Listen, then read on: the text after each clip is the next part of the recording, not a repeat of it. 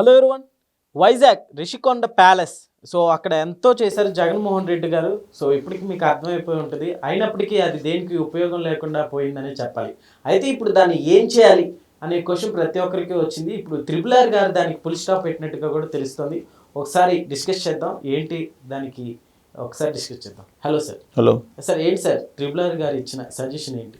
జనరల్గా triple R గారు ఎప్పుడు కూడా కొంచెం వ్యంగ్యంగా అలా మాట్లాడుతూ ఉంటారు, వ్యంగ్యాస్త్రాలను కూడా విసురుతూ ఉంటారు. చాలా చాకచక్యంగా అవతల వాళ్ళని మామూలుగానే గుచ్చుకునేలాగా విమర్శిస్తుంటారు. అయితే ఇప్పుడు రిషికొండ విషయంలో కూడా ఆయన డిప్యూటీ స్పీకర్గా ఉండి కూడా అసెంబ్లీలో ఈ రిషికొండకు సంబంధించిన అంశం మీద ఆయన మాట్లాడారు. ఏం మాట్లాడారు? రిషికొండ గురించి సంబంధించి అసలు రిషికొండను ఏం చేయాలో అర్థం కావట్లేదు. ఆ రిషికొండ నిర్మించినటువంటి జగన్మోహన్ రెడ్డి గారు రాజకీయ సమాధి అయిపోయాడు. సో ఆ రిషికొండని నిరుపేదైనటువంటి జగన్మోహన్ రెడ్డి గారు కట్టుకున్నటువంటి చిన్న ఇల్లు అది అని చెప్పి ఆయన ప్రస్తావించారు.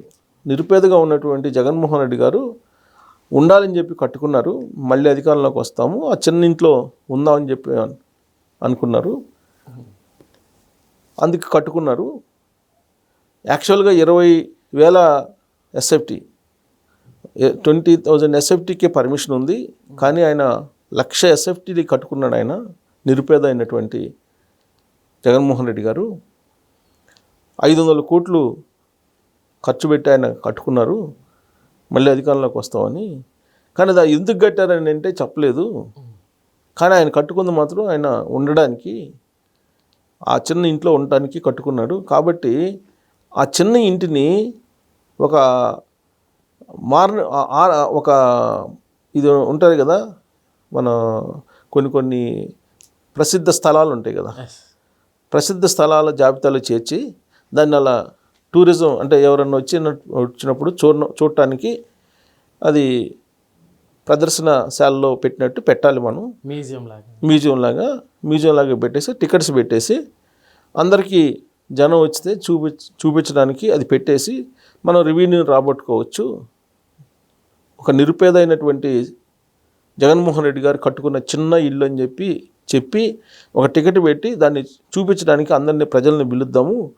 అప్పుడు ఆ రూపంలో కొంత రెవెన్యూ వస్తుంది, జనరేట్ అవుతుంది. లేదంటే 500 కోట్లు పెట్టి కట్టుకున్నటువంటి రిషికొండని అలా పడేస్తే బాగుండదు. పర్యాటక శాఖ నిధులతోటి కట్టినటువంటిది అది, కాబట్టి మనం ఆ విధంగా ఉపయోగించుకోవచ్చు.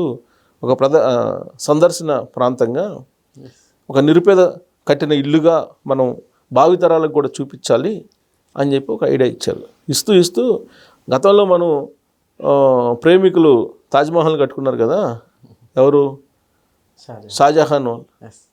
సో అలానే ఒక నిరుపేద కట్టుకున్నటువంటి ప్రేమ గూడు అని చెప్పి మనం పరిచయం చేద్దాం ప్రజలకి. సో అప్పుడు ప్రజలు వస్తారు, ప్రజలు వచ్చి మనకు టికెట్ల రూపంలో ఆదాయం వస్తుంది అని చెప్పి ఆయన మాట్లాడారు. సీరియస్గానే సార్ ఆయన మాట్లాడారు, ఇదే తరహాలో మాట్లాడారు. ఆయన చెప్పాను కదా, అందుకే ఆయన ఎదుటి వాళ్ళని విమర్శించడానికి వ్యంగ్యాస్త్రాలతోటి హాస్యోక్తులతోటి ఆయన మాట్లాడుతూ ఉంటారు. అదే తరహాలో ఇప్పుడు మాట్లాడారు. అది హాస్యోక్తి అనుకోండి, వ్యంగ్యాస్త్రాలు అనుకోండి, నిజమైనటువంటి ఐడియా అనుకోండి, ఏదన్నా అనుకోండి.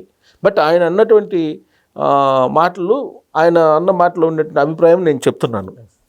ఎందుకు చెప్పాల్సి వస్తుంది అది ఆయన అని అంటే, జగన్మోహన్ రెడ్డి గారు అధికారంలో ఉన్నప్పుడు ఆ రిషికొండ మీద న్యాయ పోరాటం చేసింది ఆయనే. అది నిబంధనలకు విరుద్ధంగా కడుతున్నారు. దాన్ని పర్యాటక స్థలంగా ఉన్నటువంటి రిషికొండని మొత్తం తుల్చేశారు. అక్కడ పర్యావరణాన్ని ఎంత నాశనం చేసేశారు, పర్యావరణాన్ని భ్రష్టు పట్టించారు అని చెప్పి ఆయన కోర్టులో పోరాడారు. ఆ రోజున ఎంత పోరాడినా కానీ ఆ రోజు గవర్నమెంట్ ఉంది కదా, పవర్ ఉంది, అధికారం ఉంది. సో అధికారం ఉంది కాబట్టి కట్టేసుకున్నారు. ఆ నిరుపేద ఈ కోర్టులో పోరాడిన విషయం కూడా ఆయన చెప్పారు. కానీ కట్టారు. దాన్ని అలా పడేయటం కరెక్ట్ కాదు కదా, దాన్ని ఏదో ఒకటి ఉపయోగించాలి అనేది ఆయన భావన. అది ఓకే.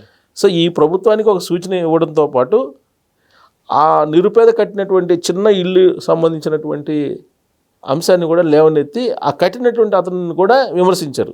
ఆ కఠినతను విమర్శిస్తూ ఈ ప్రభుత్వానికి కూడా ఒక సూచన చేశారు. చాలా చాకచక్యంగా చూసింది చేశారు. డైరెక్ట్గా చెప్పకుండా, డైరెక్ట్గా అది ఊరికే ఆడ పడేస్తే ఎలాగో 500 కోట్లు పెట్టి కట్టిన భవనాన్ని ఏదో ఒకటి చేయండి అని చెప్పి డైరెక్ట్గా చెప్పకుండా ఈ రూపంలో చెప్పారు. ఓకే. నిజమే కదా, ఒక బాధ్యతాయుతమైనటువంటి లీడర్గా సమాజ హితం కోరి సమాజం పట్ల అంకిత భావంతో పనిచేసేటువంటి ఆయన ఆలోచించి చెప్పారు. Yes sir. లేదంటే చెప్పాల్సిన అవసరం లేదు. డిప్యూటీ స్పీకర్గా ఉన్న ఆయన రిషికొండ గురించి చెప్పాల్సిన అవసరం లేదు. కానీ రిషికొండ గురించి చర్చించాలి, రిషికొండ మీద ఒక నిర్ణయం తీసుకోవాలనేటువంటి ఆలోచన ఆయనకు ఉంది. అందుకే ఆయన ఆ అభిప్రాయాన్ని వ్యక్తం చేసి ఉంటారు. ఓకే. ఇప్పుడు 500 కోట్లు పెట్టి కట్టినటువంటి భవనాన్ని ఇప్పుడు ఉన్నటువంటి కూటమి ప్రభుత్వం దేనికో దానికి వినియోగించుకొని రెవెన్యూ అయితే రాబట్టాలి కదా. అవును. మరి ఆ పని చేయటం లేదు అనేది ఆయన భావన, ఆయన బాధ. బహుశా బాధ కూడా అయి ఉంటుంది. ఎందుకంటే ఆంధ్రప్రదేశ్ రెవెన్యూని రెవెన్యూ రాబట్టుకోవాలి. రెవెన్యూ రాబట్టాలంటే ఇలాంటివన్నిటిని కూడా రెవెన్యూ సంపాదించేటువంటి వనరులుగా ఉపయోగించుకోవాలి. Yes sir. అయితే అసలు జగన్మోహన్ రెడ్డి గారు నిజంగా దాని విషయం గురించి మనం మాట్లాడుకుంటే ఎక్కడ లేనట్టుగా అక్కడికే వెళ్ళి కొండ పైకి వెళ్ళి అక్కడ కట్టుకోవడానికి రీజన్ ఏంటి సార్? ఇప్పుడు జగన్మోహన్ రెడ్డి గారు వాస్తులు అలాంటి పెద్దగా నమ్మరు, చర్చికి వెళ్తారని విన్నాము. సో ఎందుకు అక్కడికి వెళ్ళి కట్టుకున్నారంటే ఏం చెప్తారు? వాస్తులు నమ్మరు, చర్చికి వెళ్తారా చూస్తున్నాం అని అనుకుంటారు కదా. కానీ జగన్మోహన్ రెడ్డి గారిని గోదావరి నదిలో కలిపింది ఎవరు? గోదావరి నదిలో ముంచింది ఎవరు? విశాఖ పీఠాధిపతి స్వరూపానందేంద్ర సరస్వతి. జగన్మోహన్ రెడ్డి గారు ఒక పరిపాలకుడిగా హిందువుల్ని, క్రిస్టియన్స్ని, ముస్లిమ్స్ని అందరినీ చూస్తారు. అన్ని మతాలు ఒకటైన జగన్మోహన్ రెడ్డి గారికి అని చెప్పి గోదావరిలో ముంచారు కదా, కృష్ణాలో ముంచారు కదా. కృష్ణా గోదావరిలో ముంచి ఆయన చేత పిండ ప్రదానం కూడా చేయించారు కదా వాళ్ళ పూర్వీకులకి. పిండ ప్రదానం ఇది చేయించారు. హిందూ మతం పుచ్చుకున్నాడని చెప్పి ఆ రోజున ప్రచారం చేశారు కదా.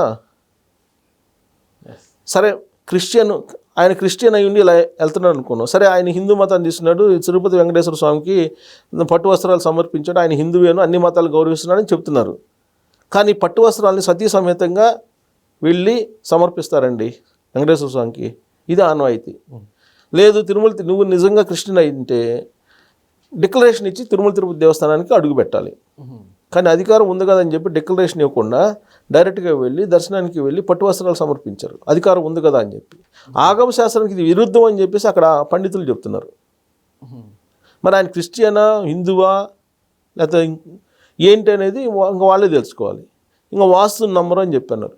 వాస్తుని నమ్మకపోతే ఆయన వైజాగ్లో ఆ కొండ మీద, రిషికొండ మీద ఎందుకు కట్టుకుంటారు?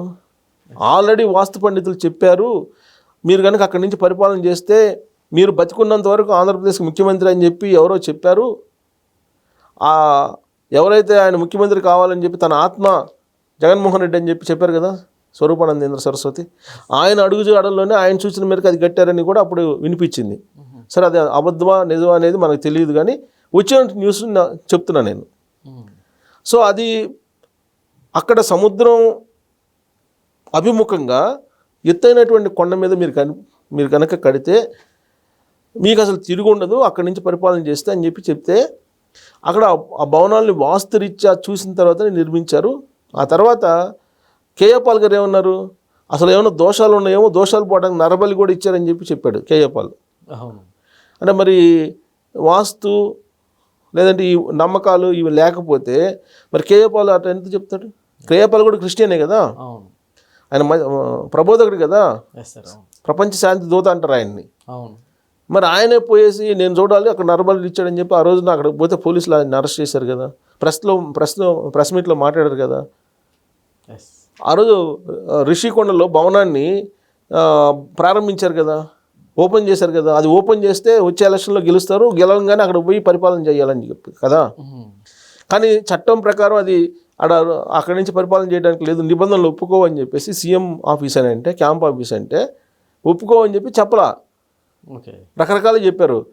అది విడిది భవనం, రాష్ట్రపతికి ప్రధానమంత్రికి అన్నారు కొన్ని రోజులు ఏంటంటే అది పర్యాటక శాఖ కోసం నిర్మించామన్నారు, ఇలా రకరకాలుగా చెప్పారు.